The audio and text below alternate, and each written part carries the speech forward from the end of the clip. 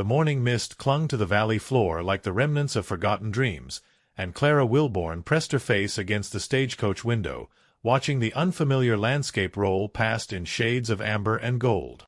The letter crumpled in her gloved hands bore an address that should have led her to the prosperous Harvey Ranch, where her intended husband waited with promises of comfort and security. Instead, the driver had deposited her trunk at a weathered gate bearing a different name entirely, muttering apologies about similar roads and easy mistakes before disappearing into the dust. The silence that followed his departure settled around her like a heavy quilt, broken only by the whisper of wind through dying grass and the distant lowing of cattle.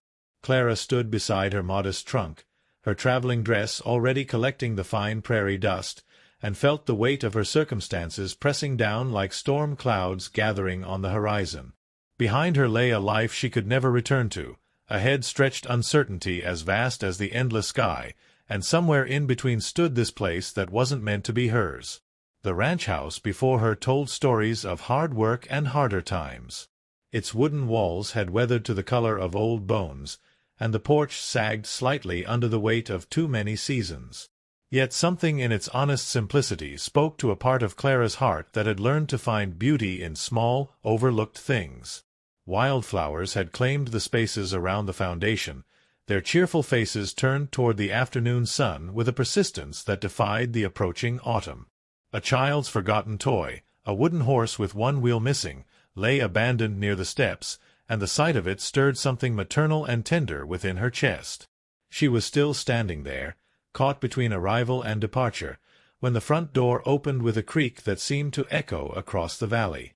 A man emerged, tall and lean as a fence post, his shoulders carrying the particular set that comes from bearing burdens too heavy and too long. His hair was the color of winter wheat, touched with premature silver at the temples, and his eyes held the kind of weariness that sleep alone could never cure. He wore work clothes that had seen countless washings and mendings, and his hands, she noticed as he stepped closer, bore the permanent stains of honest labor. Behind him, peering around his legs like a small bird seeking shelter, was a little girl of perhaps 6 years. Her hair fell in tangled waves the color of autumn leaves, and her dress, though clean and carefully mended, hung loose on her small frame. But it was her eyes that caught Clara's breath, eyes too old and knowing for such a young face, eyes that held the same deep weariness as her father's but tempered with something else, something that might have been hope if hope hadn't learned to hide itself so well. The man stopped a few yards away, his gaze moving from Clara to her trunk and back again, and she saw the exact moment when understanding dawned in his expression. It wasn't anger that crossed his features, or even disappointment, but something closer to resignation, as if life had taught him to expect such complications and confusion. He removed his hat, revealing hair that stuck up at odd angles from the pressure of the brim, and Clara found herself thinking that he was younger than she'd first believed, perhaps only a few years past 30, though hardship had aged him beyond his time. "Ma'am," he said finally, his voice carrying the particular cadence of a man who measured his words carefully, "I believe there's been some kind of mistake." Clara felt heat rise in her cheeks, not from embarrassment but from the familiar sting of being unwanted, misplaced, a complication to be solved rather than a person to be welcomed. She straightened her shoulders and lifted her chin, calling upon the dignity that had sustained her through darker hours than this. "Indeed there has been, Mr.—" She paused, waiting for him to supply his name. "Beard," he said, settling his hat back on his head. "James Beard. This is the Beard Ranch, though I suspect that's not where you're meant to be." The little girl stepped forward then, her small hand still gripping her father's worn pants leg, and Clara felt her heart do something unexpected at the sight of that trusting gesture. "Papa," the child said, her voice soft as morning dew, "she's very pretty." James Beard's expression softened as he looked down at his daughter, and Clara caught a glimpse of the man he might have been before life had worn him down to essentials. "Hush now, Lily," he said gently.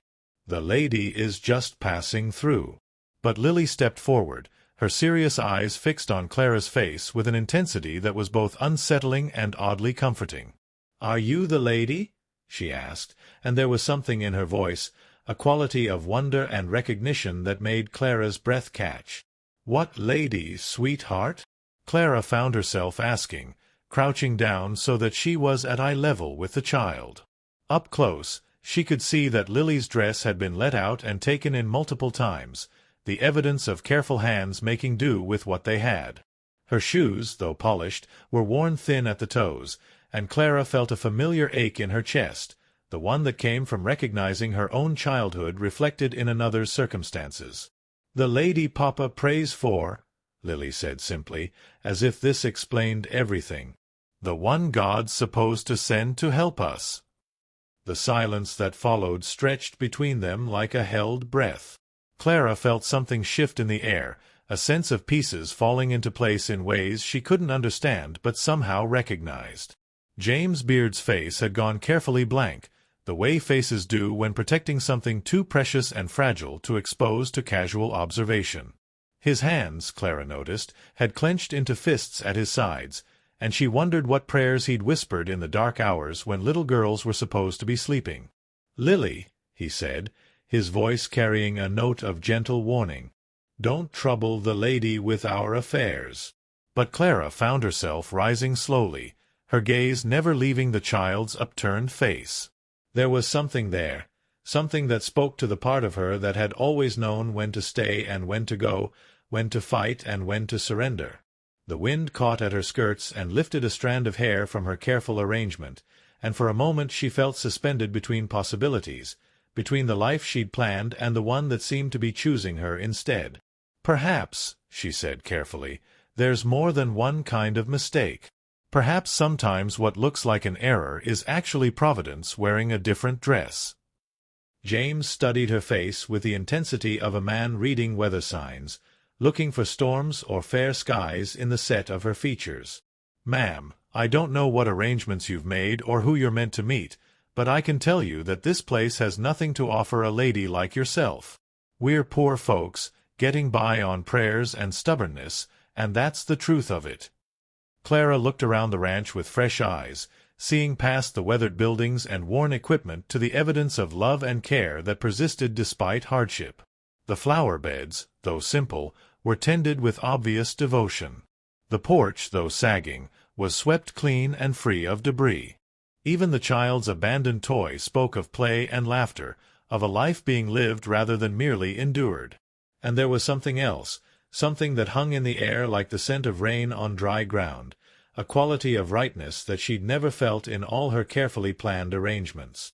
"Mr. Beard," she said, turning back to face him directly, "I was meant to be the bride of a man I've never met, traveling to a ranch I've never seen, to begin a life I can't even imagine.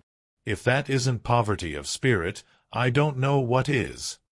Something flickered in his eyes then, something that might have been surprise or recognition or perhaps just the faint stirring of hope that had learned to move carefully.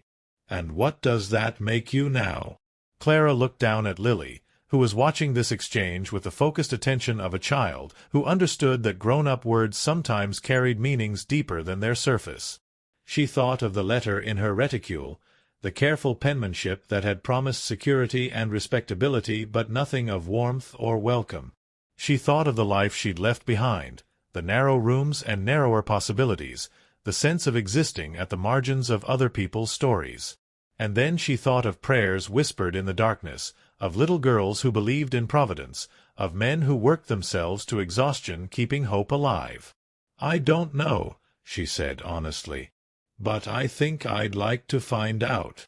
The sun was beginning its descent toward the western mountains, painting the sky in shades of rose and gold, and Clara felt something settle in her chest, a sense of recognition that went deeper than logic or reason.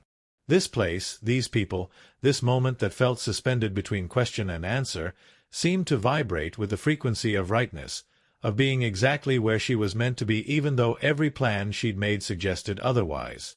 James removed his hat again, running his fingers through his hair in a gesture that spoke of uncertainty and careful consideration. "Ma'am, I appreciate whatever kindness you're thinking to show us, but you don't understand our situation.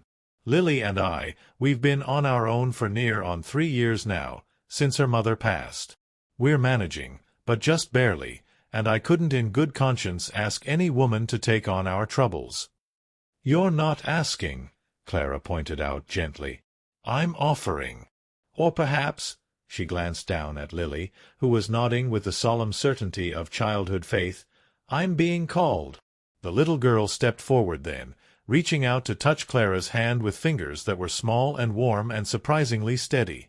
"Papa says God answers prayers in His own time and His own way," she said. "Maybe He just took the long way round." Clara felt tears prick at her eyes, not from sadness but from the sudden overwhelming sense of being seen and known and somehow chosen. She squeezed Lily's hand gently, marveling at the trust in that simple gesture, at the way hope could flourish even in soil that seemed too rocky and poor to sustain it. "What do you think, Mr. Beard? Are you willing to trust in long-way-round answers?"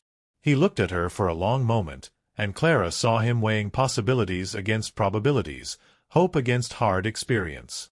The wind stirred the dust around their feet and rustled through the grass beyond the fence, and somewhere in the distance a meadowlark called with liquid sweetness. Finally, he settled his hat back on his head and nodded toward the house.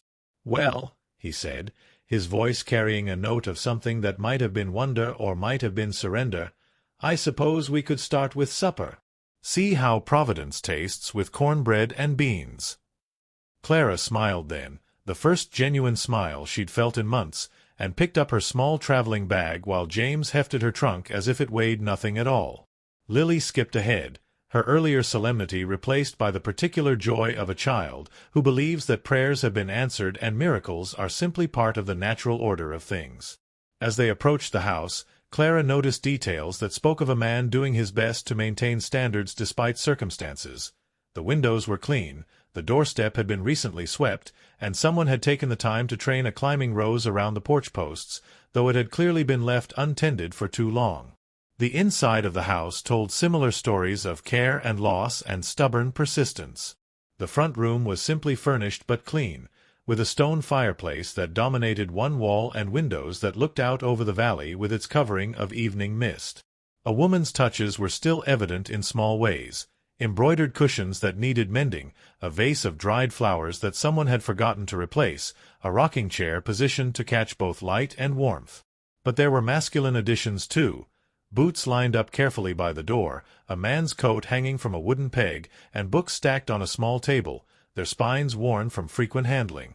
"It's not much," James said, setting her trunk down near the fireplace, "but it's clean and warm and the roof doesn't leak more than we can catch in buckets." Clara turned from her examination of a framed photograph on the mantelpiece, a picture of a young woman with Lily's eyes and a smile that seemed to light the room even in sepia tones. "It's a home," she said simply. "I can feel the love that's been poured into it." Something flickered across James's face at her words, and she saw him glance toward the photograph with an expression of such profound longing that she had to look away, not from embarrassment but from the recognition that some griefs are too private for casual observation.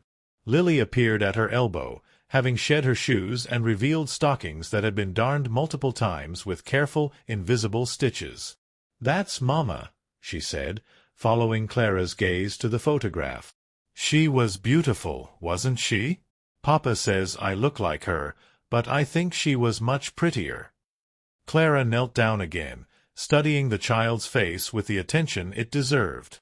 She saw the mother's delicate bone structure and luminous eyes, but she saw something else too, something that belonged entirely to Lily herself, a spark of determination, of resilience, of the particular strength that grows in children who learn early that the world requires them to be brave. "I think," Clara said carefully, "that you look exactly like yourself, and that's something quite wonderful." The child considered this with the seriousness that children bring to statements about their essential nature. "Do you think Mama would have liked you?" The question caught Clara off guard, not because of its directness but because of the assumption it contained, the casual way Lily seemed to take for granted that Clara would be staying, would be part of whatever came next. She glanced toward James, who was watching this exchange with an expression she couldn't quite read, something between hope and terror, between gratitude and the fear that comes from wanting something too much. "I hope she would have," Clara said finally. I think mothers want their children to be happy and safe and loved. If I could help with any of those things, I believe she'd approve." Lily nodded with satisfaction, as if this settled some important question in her mind. "Papa, can we show her the kitchen? And the chickens? And my room?" "Slow down, little bird," James said, but his voice held warmth and amusement, and Clara caught a glimpse of the father he must be when grief wasn't weighing down his shoulders like a heavy coat. "Let's start with supper, and then we'll see about the rest." The kitchen was small but efficiently arranged, with a wood-burning stove that had seen better days but still radiated warmth and the promise of good meals. Mason jars lined one wall, filled with preserved vegetables and fruits that spoke of careful planning and hard work. A table in the center of the room bore the scars of daily use but had been scrubbed clean, and 4 chairs sat around it, though Clara noticed that one showed signs of being unused for some time. As James began assembling their simple meal, Clara found herself automatically falling into the rhythm of assistance, fetching plates and utensils without being asked, filling glasses with water from the pump, moving around him with the ease of long practice though they'd known each other for less than an hour. Lily appointed herself supervisor, perching on a wooden stool and offering commentary on everything from the proper consistency of cornbread batter to the placement of forks on the table. "You're good at this," James observed, watching Clara slice bread with the competent motions of someone who'd learned to make do and make well in tight quarters. "Cooking, I mean. Kitchen work." Clara smiled, thinking of the cramped quarters where she'd learned these skills, the necessity that had taught her to waste nothing and make everything count. "I've had plenty of practice. When you're managing on little, you learn to make that little go far." Something in her tone must have conveyed more than her words, because James paused in his stirring and studied her face with the attention of someone reading between lines. "What brought you out here, miss? I realize I never got your name." "Clara," she said, setting down the knife and turning to face him directly. "Clara Willborn. And what brought me here was desperation dressed up as opportunity." The honesty of this answer seemed to catch him off guard, and Clara saw recognition flicker in his eyes, the acknowledgment that passes between people who've both known what it means to have their choices narrowed by circumstances beyond their control. "That's a hard way to travel," he said quietly. "But not necessarily a bad destination," Clara replied, glancing around the kitchen with its evidence of love and loss and stubborn hope. "Sometimes desperation leads us to places we never would have found otherwise." Lily, who had been following this adult conversation with the intense focus of a child who understands that important things are being discussed even if the words themselves remain mysterious, suddenly clapped her hands together. Like when Papa got lost coming back from town and found the hidden spring that saved the cattle during the drought. James laughed then, the first truly joyful sound Clara had heard from him, and the transformation it wrought in his face was remarkable. Years seemed to fall away, revealing the younger man he'd been, the one who'd courted and married and believed in happy endings before life taught him about different kinds of stories. "That's right, little bird. Sometimes getting lost is just another way of getting found."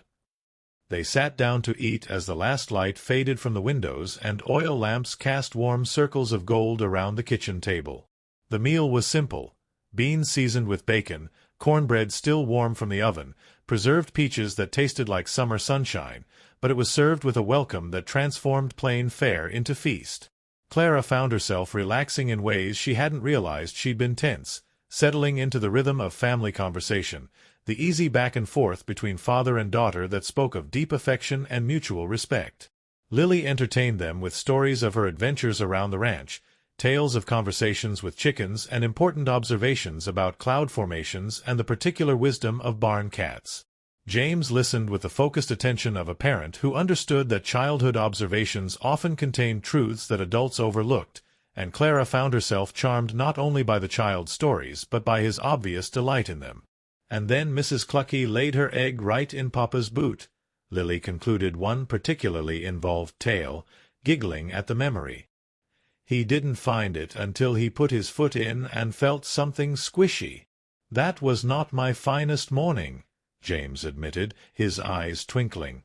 "Nothing quite wakes you up like unexpected egg between your toes." Clara laughed, and realized with surprise how long it had been since she'd laughed without reservation, without calculating the effect or considering the consequences. Here, in this simple kitchen with these people who barely knew her, she felt something she'd almost forgotten existed. The possibility of belonging, of being valued not for what she could provide or how she could be useful, but simply for being herself. As the meal wound down and Lily began yawning despite her efforts to stay alert, James reached across the table and covered Clara's hand with his own. His palm was calloused from years of hard work, but his touch was gentle, tentative, as if he was afraid she might pull away or dissolve like morning mist touched by sunlight. "Clara," he said, and her name sounded different in his voice, weighted with possibility and hope. "I need you to understand that we don't have much to offer. This ranch barely supports us as it is, and I can't promise you comfort or security or any of the things a woman has a right to expect." She turned her hand palm up beneath his, lacing their fingers together in a gesture that felt both natural and revolutionary. "James," she said, matching his serious tone, "I need you to understand that I wasn't looking for comfort or security. I was looking for purpose, for a place where I could matter, where my presence could make a difference rather than simply taking up space." "And you think this might be that place?" His voice carried a note of wonder, as if he couldn't quite believe that someone might choose them, might see value in what they had to offer rather than focusing on what they lacked. Clara looked around the kitchen, at the careful economy that spoke of love making do with little, at Lily who was fighting sleep and losing, at the man whose hand held hers with such careful hope. She thought of the letter in her reticule, the arrangement that had brought her here through mistake and providence, the life that had been planned for her by others and the one that seemed to be choosing itself. "I think," she said carefully, "that this is exactly where I'm supposed to be." The days that followed settled into a rhythm as natural as breathing, as if Clara had always been part of the fabric of life at the Beard Ranch. She woke each morning to the sound of roosters calling and the gentle murmur of voices from the kitchen, where James was already starting his day with strong coffee and quiet planning. By the time she'd dressed and made her way downstairs, he would have the fire going and water heating, small courtesies that spoke of consideration and care. Lily became her shadow and her guide, leading her around the ranch with the proprietorial air of a child showing off treasures. Together they fed chickens who had distinct personalities and strong opinions about the proper distribution of grain. They collected eggs from nests hidden in the most improbable places, each discovery greeted with the kind of triumph usually reserved for finding actual treasure. They toured the vegetable garden, where late tomatoes hung heavy on the vine and winter squash sprawled across carefully tended beds. "Papa says gardens are like faith," Lily explained one morning, kneeling in the dirt to pull weeds with the focused determination of someone who understood that small tasks were the building blocks of larger achievements. "You plant seeds and hope they grow, but you have to take care of them even when you can't see anything happening underground." Clara paused in her own weeding, struck by the wisdom contained in this simple observation. "What do you think is growing underground here, Lily?" The child considered this question with the seriousness she brought to all matters of importance. "Love, I think. And maybe belonging. Papa says some things take time to root properly, but once they do, they're strong enough to weather any storm." Such conversations became the rhythm of Clara's days, punctuated by the physical work that kept a ranch running. She learned to milk the cow, whose name was Buttercup and whose temperament was as sweet as her name suggested. She helped James mend fences, holding posts steady while he hammered, and discovered that shared labor created its own kind of intimacy, a wordless communication that developed between people working toward common goals. In the evenings, after Lily had been tucked into bed with stories and prayers and kisses good night, Clara and James would sit on the front porch and watch stars appear in the vast Montana sky.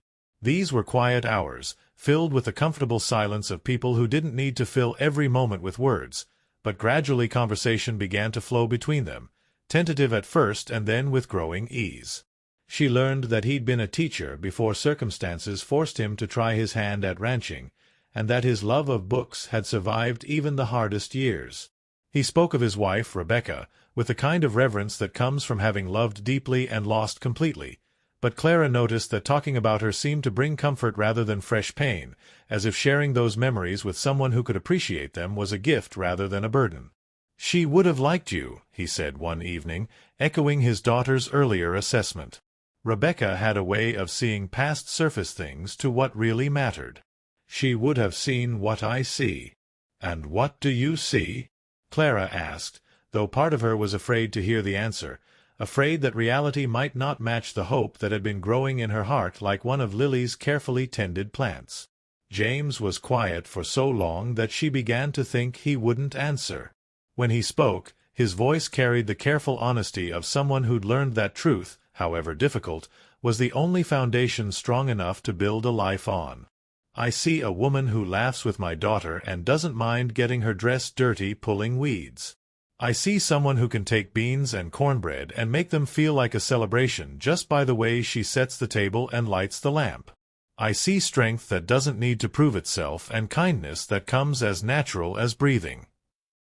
He paused, and in that pause Clara heard all the things he wasn't yet ready to say, all the hopes he was afraid to voice too clearly. "I see someone who makes this house feel like a home again." The warmth that spread through Clara's chest at these words was like sunlight on soil, like rain on dry ground, like all the metaphors for nurturing and growth that had taken on new meaning since her arrival at the ranch. "James," she said softly, "what are we doing here?"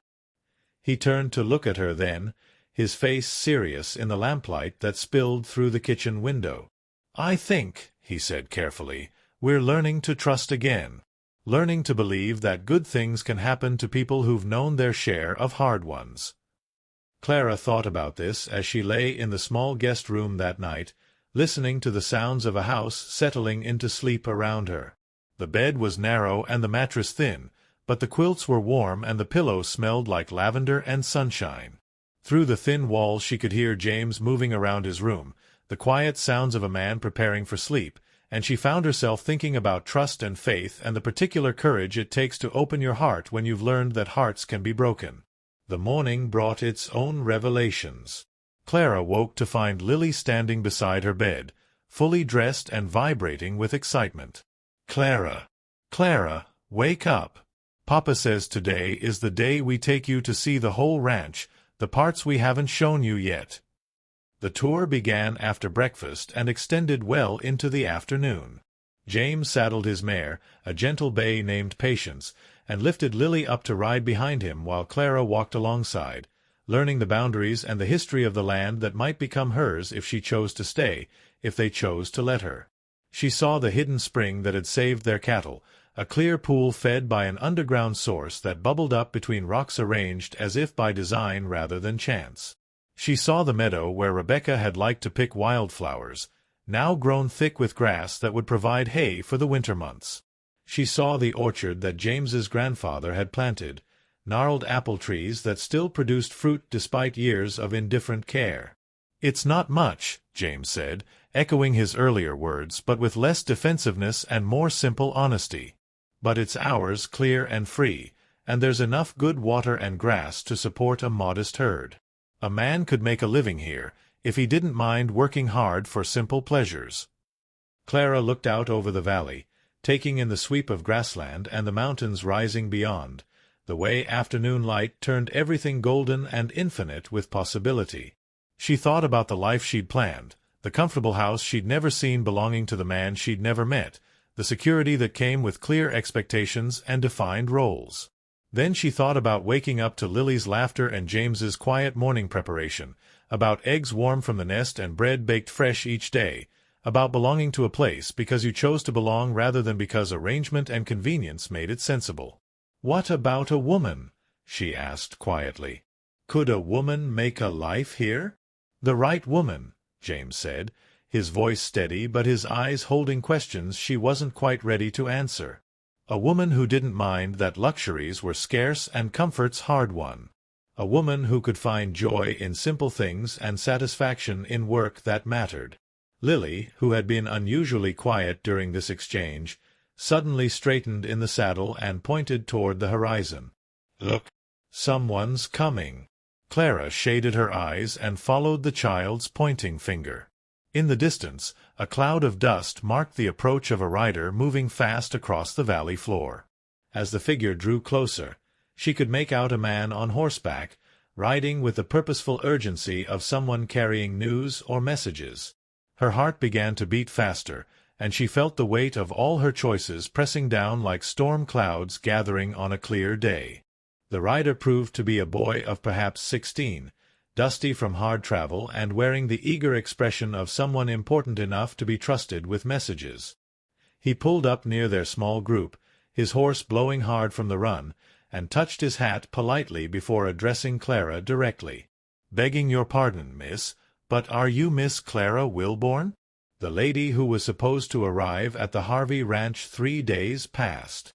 Clara felt the bottom drop out of her stomach, felt the careful peace she'd been building dissolve like sugar in rain. "Yes," she managed, her voice steady despite the earthquake happening in her chest. "I am." The boy reached into his saddlebag and withdrew an envelope, thick and official-looking, sealed with wax and bearing her name in careful script. "Mr. Harvey sent me to find you, miss. He says to tell you that he understands there was some confusion with the directions, but that he's prepared to overlook the inconvenience and proceed with the original arrangement. He sent a wagon to collect you and your belongings." The silence that followed stretched between them like a held breath. Clara was aware of James's stillness beside her, of Lily's small hand gripping tighter to her father's shirt, of the boy waiting patiently for her response. She looked down at the envelope in her hands, at the careful penmanship that represented safety and security and everything she'd thought she wanted when she first began this journey. "Miss?" the boy prompted gently. "Should I tell Mr. Harvey to expect you this evening?" Clara looked up from the letter to find James watching her with an expression of careful neutrality, the look of a man who'd learned not to count on things that seemed too good to be true. But behind that careful mask she could see something else, something that looked like the death of hope, like the resignation of someone who'd begun to believe in possibilities only to have them snatched away by the cruel logic of prior arrangements and practical considerations. "Papa," Lily whispered, her voice small and confused. "Is Clara leaving us?" The question hung in the air like smoke from a green fire, stinging and impossible to ignore. Clara felt the weight of all the expectations pressing down on her, the obligation to keep her word, the security that marriage to a prosperous rancher would provide, the sensible choice that everyone would understand and approve. But she also felt the weight of other things. Small hands trusting in hers, quiet mornings in a warm kitchen, the sense of being needed and valued and home in ways she'd never experienced before. She looked at the envelope again, then at James, then at Lily, whose eyes held all the faith and fear of childhood focused on this single moment. Taking a deep breath, Clara deliberately tucked the unopened letter into her skirt pocket. "Tell Mr. Harvey," she said clearly, "that I appreciate his understanding, but I won't be coming to his ranch. Tell him that I've found where I belong, and it isn't with him." The boy's eyes widened in surprise. "But, miss, he's been expecting you. All the arrangements have been made." "Then they'll have to be unmade," Clara said firmly. "Some arrangements aren't worth keeping when better ones present themselves." After the boy had departed, riding back across the valley with news that would undoubtedly cause considerable discussion and speculation, the three of them sat in silence on a fallen log near the hidden spring. The water bubbled peacefully between the rocks, and somewhere overhead a hawk circled on the thermal currents, riding the wind with effortless grace. "Clara," James said finally, his voice careful and wondering, "are you sure? That man could offer you things I never could.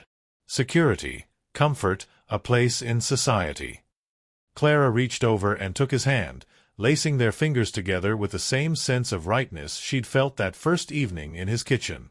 "James Beard," she said, meeting his eyes directly, "I spent my whole life trying to find security in other people's plans for me. I'm tired of being secure. I want to be happy." Lily, who had been unusually quiet, suddenly launched herself off the log and into Clara's arms, hugging her with the fierce intensity of a child who'd been holding her breath and finally found permission to exhale. "I knew it," she said, her voice muffled against Clara's shoulder. "I knew God sent you to us." Clara held the little girl close, breathing in the scent of sunshine and innocence and absolute trust. Over Lily's head, she met James's eyes and saw her own hopes reflected there, tempered by disbelief but growing stronger with each passing moment. "What happens now?" she asked quietly. James stood and extended his hand to help her up, his grip strong and steady and sure. "Now," he said, "we go home. We figure out the details as we go, but we go home together." The walk back to the ranch house felt different from any journey Clara had ever taken. Each step was a choice, a deliberate movement toward a future that had no guarantees except the promise of being lived with people who mattered, in a place that had room for her to grow and contribute and belong. The evening light turned everything golden, and she found herself thinking that this was what happiness felt like. Not the absence of uncertainty, but the presence of hope strong enough to make uncertainty feel like adventure rather than threat. That evening, as they sat once again on the front porch watching stars appear in the darkening sky, James reached into his pocket and withdrew a small wooden box, worn smooth from years of handling. Inside, nestled in faded velvet, was a simple gold ring, obviously old and obviously precious. "This was my mother's," he said quietly. "And her mother's before that. It's not much to look at, but it comes with a promise that whoever wears it will be loved and cherished and protected for as long as breath remains in my body." Clara looked at the ring, then at his face, seeing there the kind of love that poets wrote about and ordinary people rarely dared to hope for. "James," she whispered, "are you asking me to marry you?" "I'm asking you to build a life with me," he said simply. "To take what little we have and see if we can make it into something rich enough to last. I'm asking you to be Lily's mother and my wife and the heart of this home that's been waiting for you without knowing it." The ring fit perfectly, sliding onto her finger as if it had been waiting there all along. As James kissed her for the first time, gentle and tentative and then with growing certainty, Clara felt the last pieces of her life click into place with the satisfying completeness of a puzzle finally solved. In the distance, an owl called from the orchard, and the sound seemed like benediction, like blessing, like the voice of the land itself welcoming her home. The wedding took place 3 weeks later in the small church that served the scattered ranching community, a simple wooden building that had weathered 40 years of mountain winters and prairie summers. Clara wore a dress of cream-colored wool that she'd sewn herself from fabric purchased with the last of her traveling money, its modest elegance enhanced by wildflowers that Lily had gathered from the meadows around the ranch. The child had appointed herself chief wedding coordinator, approaching the task with the serious dedication of someone who understood that important ceremonies required proper attention to detail. "The flowers have to be just right," she'd explained to Clara the night before, carefully arranging autumn asters and late-blooming goldenrod in mason jars borrowed from the church kitchen. "Mama always said that flowers at weddings were like prayers made visible, showing God how beautiful love can be." The congregation was small but warmly enthusiastic, comprised of neighbors who'd watched James struggle through the dark years after Rebecca's death and who saw Clara's arrival as answer to prayers they'd been too polite to mention but faithful enough to keep offering. Mrs. Haynes, who ran the general store with her husband, had insisted on providing the wedding cake, a towering confection that seemed almost absurdly grand for such a simple ceremony but which spoke to the community's genuine joy in seeing their friends find happiness again. Old Preacher Williams performed the ceremony with the gentle authority of a man who'd overseen the spiritual lives of 3 generations, his weathered hands steady as he spoke the ancient words that bound lives together in hope and promise. When he asked if there were any objections to the union, Lily stood up in her front row seat and announced clearly, "God already said yes when he sent Clara to us," causing a ripple of delighted laughter to run through the small congregation. The reception was held in the church hall, a modest celebration that felt rich with community and blessing. Tables groaned under the weight of dishes brought by neighbors who understood that sharing food was one of the fundamental ways human beings expressed love and support. There was ham glazed with honey from the Petersons' hives, green beans canned from Mrs. Murphy's garden, cornbread that melted like butter on the tongue, and enough pie to feed twice their number. As Clara moved through the gathering, accepting congratulations and well wishes, she found herself marveling at how quickly she'd been absorbed into this community, how naturally these people had made space for her in their lives and hearts. Mrs. Chon, whose family had come to Montana to work the railroad and stayed to raise sheep, pressed a beautiful hand-embroidered tablecloth into Clara's hands with shy pride.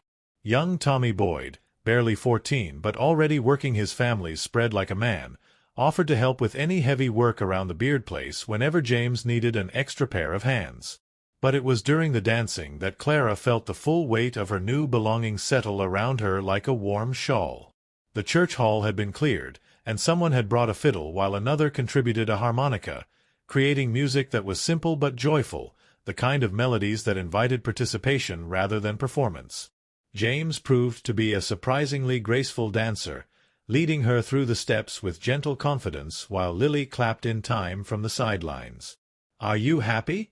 he murmured against her ear as they swayed to a particularly sweet waltz, his arm warm and solid around her waist.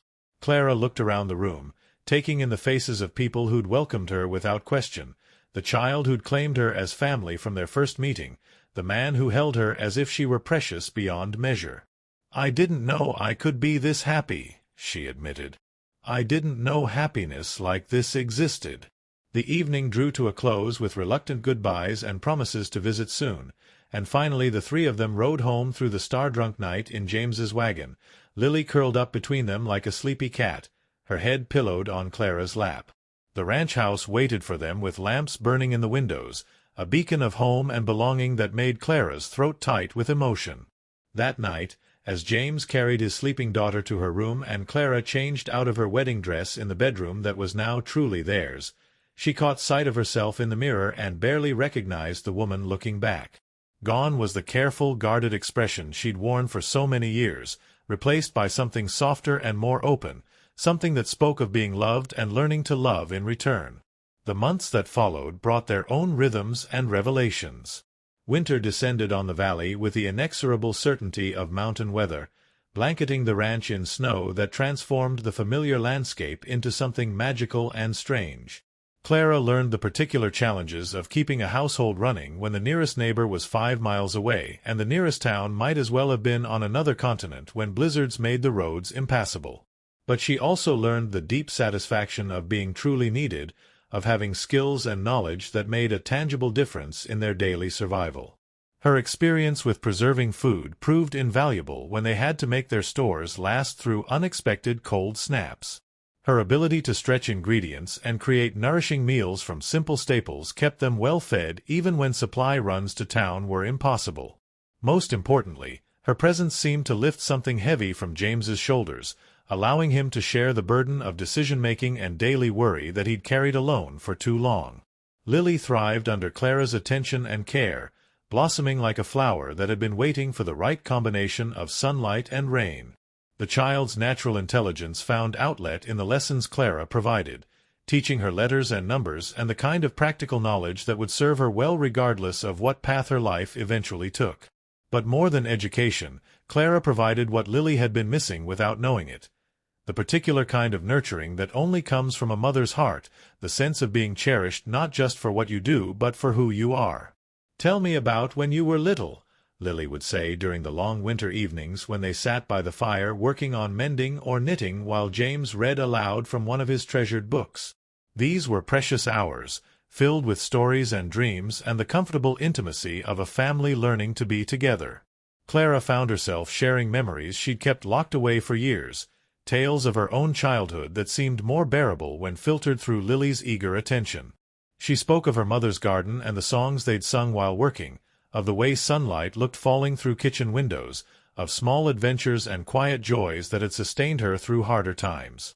In telling these stories, she discovered that her past contained more beauty than she'd remembered, that even difficult experiences could become gifts when shared with someone who received them with love. James proved to be a revelation as a husband, bringing to their marriage the same careful attention he brought to everything else he valued. He learned her preferences without being told, appearing with coffee prepared exactly as she liked it, remembering her casual comments about needing more thread or wanting to try a different recipe. He never presumed to make decisions that affected all of them without consulting her first, treating her opinions and insights as valuable contributions rather than polite formalities. But perhaps most importantly, he made space for her grief when it came, understanding that choosing their life together didn't erase the disappointments and losses that had brought her to their door. There were days when the weight of old sorrows pressed down unexpectedly, when the contrast between her current happiness and past loneliness became almost overwhelming.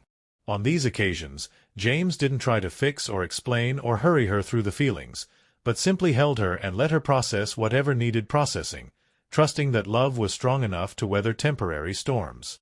Spring's arrival brought its own gifts and challenges. The snow melted to reveal damage from the hard winter, fences down, equipment in need of repair, and animals that had to be checked for injury or illness. But it also revealed new life everywhere. Wildflowers pushing through the earth with determined optimism, calves born to their small herd, and Lily growing what seemed like inches overnight as if winter's constraints had finally been lifted. Clara threw herself into the work of spring with the enthusiasm of someone who'd found her calling.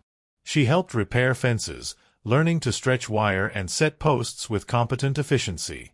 She tended their expanded garden, planting vegetables and herbs with the knowledge that their winter survival depended on this summer's harvest. She assisted with calving, discovering reserves of strength and capability she hadn't known she possessed. But the greatest revelation of spring was the morning Clara woke feeling queasy and tired in a way that had nothing to do with the previous day's work. As understanding dawned, she felt her hand drift instinctively to her still flat stomach, her heart filling with a mixture of joy and terror that left her breathless. She told James that evening as they sat on the porch watching sunset paint the mountains in shades of rose and gold. His reaction was everything she could have hoped for and more, wonder and delight and a tenderness so profound it brought tears to her eyes. But it was Lily's response, when they shared the news with her over breakfast the next morning, that made Clara's heart overflow completely. "A baby?" the child breathed, her eyes going wide with amazement. "A real baby? One I can help take care of?" "A real baby," Clara confirmed, reaching over to smooth Lily's hair. "One who will be very lucky to have such a wonderful big sister." Lily launched herself from her chair and into Clara's arms with such enthusiasm that she nearly knocked over the coffee pot, chattering with excitement about all the things she would teach the baby and all the ways she would help. Watching James's face as he took in his daughter's joy, seeing the way hope and love transformed his features, Clara felt the last pieces of her healing click into place. The pregnancy progressed smoothly through the busy months of summer, with Clara adapting to the changes in her body with the same practical approach she brought to all of life's challenges. The women of the community rallied around her with advice and support, sharing the wisdom of their own experiences and making sure she never felt alone or overwhelmed. Mrs. Haynes organized a quilting bee specifically to create a baby quilt, and even women Clara barely knew showed up with fabric squares and eager hands, turning the afternoon into a celebration of community and anticipation. As her belly grew rounder and her movements became more careful, Clara found herself thinking often about the strange path that had brought her to this place. The letter from Mr. Harvey remained in her dresser drawer, still unopened, a reminder of the life she'd almost lived and the choices that had led her instead to this abundance of love and belonging. Sometimes she wondered what would have happened if the stagecoach driver had found the right road, if she'd arrived at her intended destination and married the man who'd arranged for her services rather than her heart. But these wonderings never lasted long, overwhelmed as they inevitably were by the reality of her current happiness. Lily's excited chatter about being the best big sister in Montana, James's gentle concern for her comfort and well-being, the way her days were filled with purpose and meaning, all of this combined to make her grateful for every mistake and misdirection that had brought her home. The baby chose to arrive on a crisp October morning when the air smelled of wood smoke and falling leaves, and the mountains wore their first dusting of winter snow like lace mantillas. Clara's labor was mercifully brief but intense, with James and Mrs. Haynes and Dr. Patterson from town all hovering nearby with various levels of helpfulness and concern. Lily had been banished to the Petersons' house for the day, but not before extracting promises that she would be summoned the moment the baby arrived. When Clara first held her son, for son he was, with James's dark hair and her own stubborn chin, she felt a completion so profound it took her breath away. This child, conceived in love and carried in hope, represented everything she'd dreamed of during those long years when belonging seemed like a luxury she'd never be able to afford. As James bent to kiss first her forehead and then the baby's downy head, she saw tears in his eyes that matched her own. "What shall we call him?" he asked softly, his finger tracing the perfect curve of their son's cheek. Clara looked down at the baby, taking in his serious expression and the way his tiny fist gripped her finger with such determined strength. "Samuel," she said suddenly, the name appearing in her mind as if it had been waiting there all along. Samuel means, "God has heard." It seems fitting. Lily's reaction to her new brother was everything they could have hoped for and more. She approached the baby with a reverent awe reserved for miracles, her eyes wide with wonder as she gently touched his hand and whispered promises about all the adventures they would have together. "He's perfect," she breathed, looking up at Clara with shining eyes. "He's the most beautiful baby in the whole world." As autumn deepened into winter and their family settled into new rhythms that included nighttime feedings and diaper changes and the particular exhaustion that comes with caring for an infant, Clara found herself reflecting on the mysterious ways that Providence works in human lives. A wrong turn, a driver's mistake, a little girl's faith. Such small things to have such enormous consequences, but perhaps that was how the most important changes always happened, through accumulations of small choices and chance encounters that revealed themselves as destiny only in retrospect. The ranch prospered under their joint stewardship, growing slowly but steadily into something more substantial than mere survival. James's natural business sense, combined with Clara's practical domestic skills and their shared willingness to work hard for long-term goals, began to show results in increased herd size, improved buildings, and a reputation for quality that brought buyers from as far away as Denver. But more than material prosperity, they built something richer and more enduring, a family bound not just by legal ceremony or biological connection, but by choice and commitment and the daily decision to love each other through whatever circumstances life might bring. Lily grew from a lonely little girl into a confident young woman who carried herself with the particular grace of someone who'd always known she was cherished. Samuel developed into a sturdy toddler whose laughter filled the house and whose curiosity about everything from chickens to cloud formations kept them all entertained and amazed. 2 years later, when their daughter Emma arrived with her mother's green eyes and her father's gentle disposition, the family felt complete in ways that defied mathematical logic. 3 children, 2 parents, 1 house, but somehow the sum was greater than its parts, creating something that felt infinite in its capacity for love and joy and the million small moments that make up a life worth living. The children grew and thrived in the clean mountain air and the security of absolute love. Lily proved to have inherited her father's love of learning and her mother's practical wisdom, becoming the kind of young woman who could discuss literature and philosophy while also managing a household and helping with the most demanding ranch work. Samuel showed early signs of having his grandfather's way with animals and his father's quiet strength, content to spend hours observing cattle and horses with the patience of a natural rancher. Emma, still small but already showing signs of fierce independence, seemed determined to keep up with her older siblings in everything from climbing trees to collecting eggs. On a spring evening 7 years after Clara's unexpected arrival, as she sat on the familiar porch watching James teach Samuel to whittle while Lily read aloud from one of her treasured books and Emma played with a collection of smooth stones she'd gathered from the creek, she felt a deep satisfaction settle over her like a perfectly fitted quilt.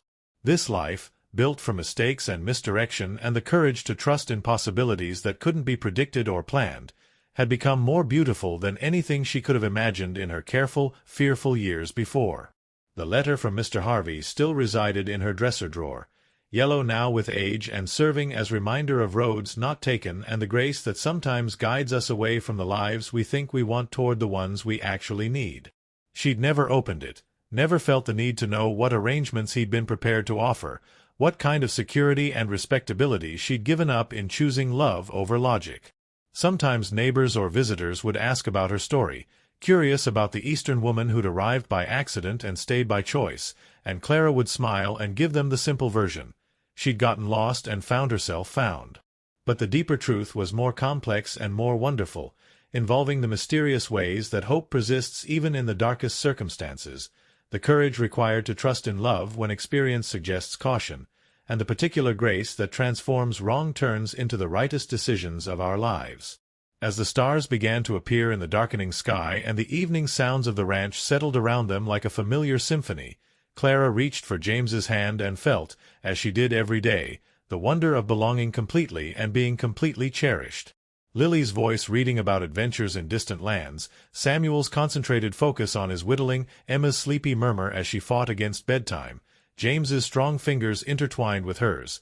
These were the riches that mattered, the security that couldn't be shaken by economic downturns or social disapproval or any of the external forces that had once seemed so important. In the distance, a meadowlark called from the orchard where apple blossoms were just beginning to open, their sweet fragrance carried on the evening breeze. The sound seemed like a benediction, a reminder that some gifts come wrapped in confusion and uncertainty, requiring faith to unwrap and wisdom to recognize their true value. Clara squeezed James's hand and listened to the night sounds of home, grateful beyond words for every mistake that had led her here, to this porch, this family, this life that had chosen her as surely as she had chosen it. Years continued to pass in the rhythm of seasons and growth, each bringing its own challenges and blessings. The ranch expanded as their reputation for quality cattle spread throughout the territory. They added a barn that could weather any storm, replaced the sagging porch with one built to last generations, and planted an orchard that would feed their grandchildren. But these material improvements, satisfying as they were, paled beside the deeper prosperity of a family that had learned to weather difficulties together and celebrate joys with grateful hearts. When Lily married young Dr. Morrison, who'd come to the valley to serve the growing community and stayed to win the heart of the schoolteacher's daughter, Clara felt the particular bittersweet joy that comes from watching a child grow into her own happiness.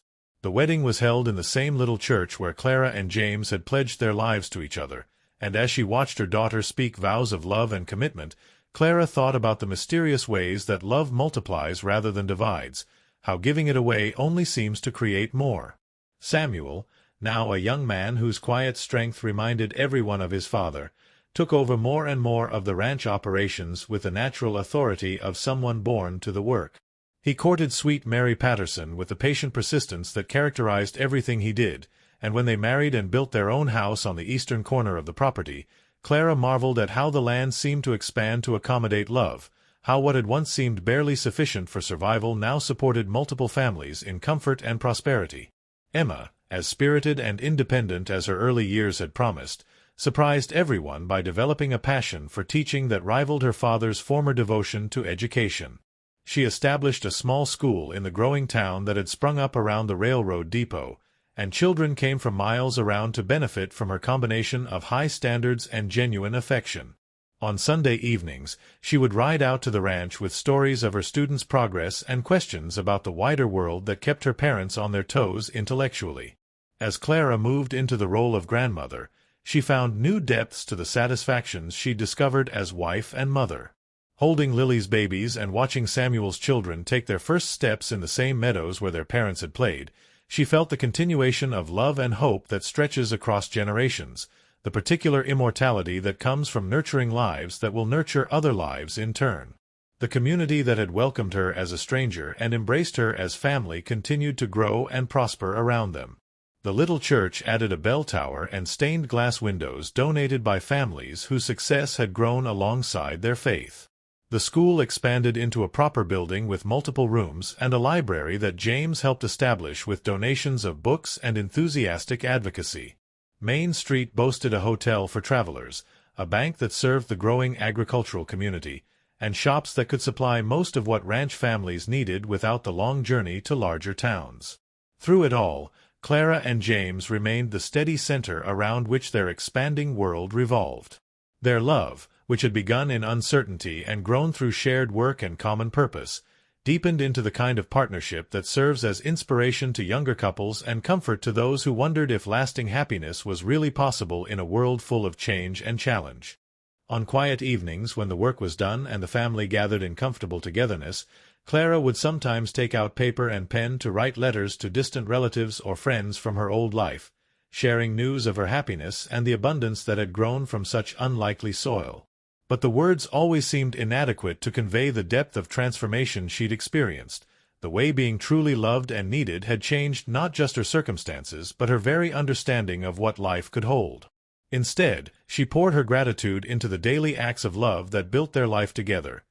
Meals prepared with care and attention, songs sung over dishwashing and mending, stories told on winter evenings when the wind howled outside but warmth and safety reigned within their walls.